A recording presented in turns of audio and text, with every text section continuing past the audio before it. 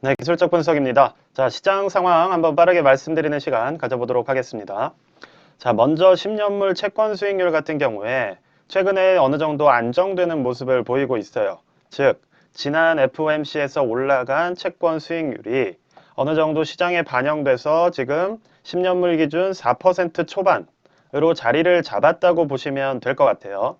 그래서 채권이 어떻게 보면 아무리 튀어봤자 4% 초반 수준에서 유지된다는 어떤 시장의 안정성이 생기면서 짧은 랠리를 할 만한 여건이 만들어졌다고 저는 보고 있습니다. 그래서 최근에 한 3일 동안 어느 정도 하방을 지지하는 모습이 나왔던 이유는 어느 정도 영국의 불확실성이 해소가 되었고 채권의 수익률 같은 경우도 4% 수준에서 머무를 수 있다는 어떤 시장의 컨센서스가 생겼기 때문에 그러한 측면에서 단기적으로 아직은 유동성이 많이 풀려 있기 때문에 짧게라도 상승을 노리는 그러한 자금들이 빠르게 들어왔다고 보여지는 상황이에요. 자, 그렇다고 이게 장기간의 어떤 추세 자체를 돌리는 그러한 랠리로 이어지기는 또 쉽지 않다는 게 개인적인 판단입니다. 자, 어떤 면에서 그렇냐면, 자, 먼저 나스닥 지수를 한번 볼게요. 지금 현재 어제 같은 경우에 강한 초반의 상승이 이어져 나오다가 또 이렇게 다시 무너져 내리는 모습이 나왔어요.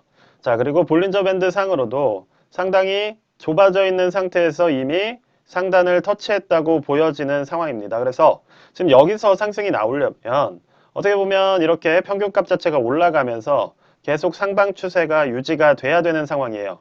근데 만약에 이것이 어제 한번 터치하고 바로 이렇게 하방을 뚫고 내려가는 모습이 나온다면 또다시 이전과 비슷한 흐름으로 갈 확률이 있습니다. 자, 그러면서 이제 다시 만선 지지, 만초반선 지지 구간에서 방향을 정하는 흐름으로 움직일 것 같아요.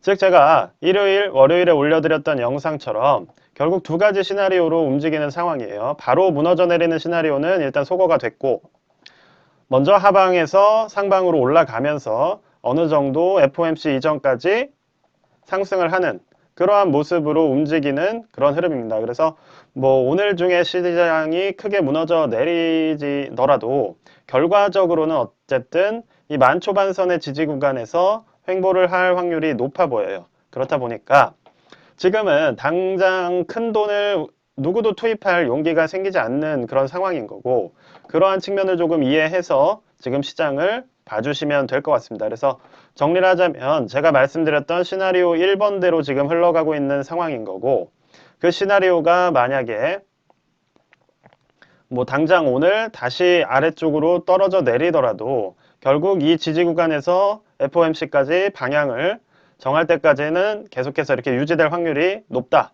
그래서 사실은 어떤 지금 정확한 포지션을 딱 정해서 들어가기에는 상당히 변동성이 큰 시장이다 라고 봐주시면 될 것 같아요.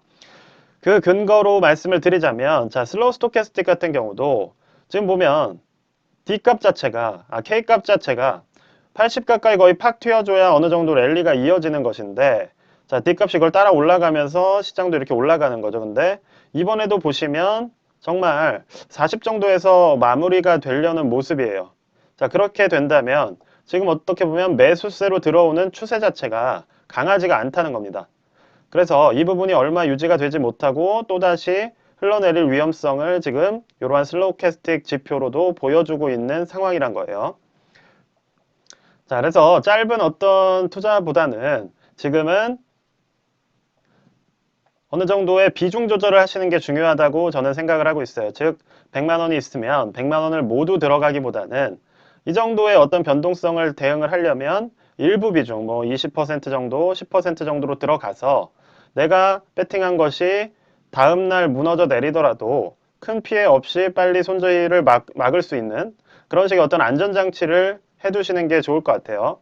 자, 1차적으로 불안한 지점은 이제 51선이 이렇게 내려오고 있기 때문에 결국 저항으로서 기능을 하게 될 거라는 거예요. 즉, 지난 두 달 동안 매수를 하신 분들의 가격대가 지금 현재 11,500 수준에서 유지가 되고 있다는 뜻이고 이 11,700에서 11,500 사이의 이 구간이 결국엔 많은 매물이 쏟아질 수 있는 저항 구간이기 때문에 여러분들께서 지금 11,000선까지 올라온다 하더라도 결과적으로는 그 이상 즉 12,000, 13,000까지 뚫고 올라가기는 투심상 쉽지가 않다. 지금 이렇게 이해를 해주셔야 되는 상황이라고 보고 있습니다. 자, 그래서 오늘 시장과 이제 이번 주 시장을 말씀을 드리자면 결국 1번 시나리오, 즉 2번 시나리오 밑으로 하방 저항을 터치하는 지지를 터치하는 이러한 시나리오는 기각이 되었고 지금 1차적인 시나리오로는 자, 이 51선과 만선 지지 구간 안에서 어쨌든 이런 식으로 2주 동안 횡보하는 모습이 나올 확률이 높기 때문에 이 시나리오에 기반해서 투자 전략을 짜시면 된다는 거예요. 즉 어떤 종목을 사냐 오르냐를 얘기할 수가 없어요. 지금 왜냐? 오르고 내리는 시장이기 때문에 여기서 오를 거냐 내릴 거냐라고 단정적으로 투자를 하는 건 의미가 없습니다. 즉 여기서 횡보를 하는 걸 감안을 하고 이럴 때일수록 어떻게 추세가 좋은 혹은 추세 초입에 있는 개별주를 공략하는 게 좋을 수 있어요. 저 같은 경우는 어제 넷플릭스를 조금 매수를 했었던 상황이어서 뭐 좋은 결과를 낸 상황입니다. 그래서 오늘 뭐 오전에 확인을 했지만 근데 좀 아쉬운 거는 이제 스탑로스를 걸어놓은 비중이 좀 커서 사실 조금 아쉬운 면이 크긴 해요. 하지만 어쨌든 이런 횡보장일수록 단기적으로는 추세 초입에 있는 그런 ETF든 ETN이든 개별 주식이든 이런 것들을 단기적으로 한 1, 2주 공략을 해주는 것이 어떻게 보면 가장 타점이 높은 전략일 수 있다. 여기까지 말씀드리면서 오늘 영상은 마무리하도록 하겠습니다. 감사합니다.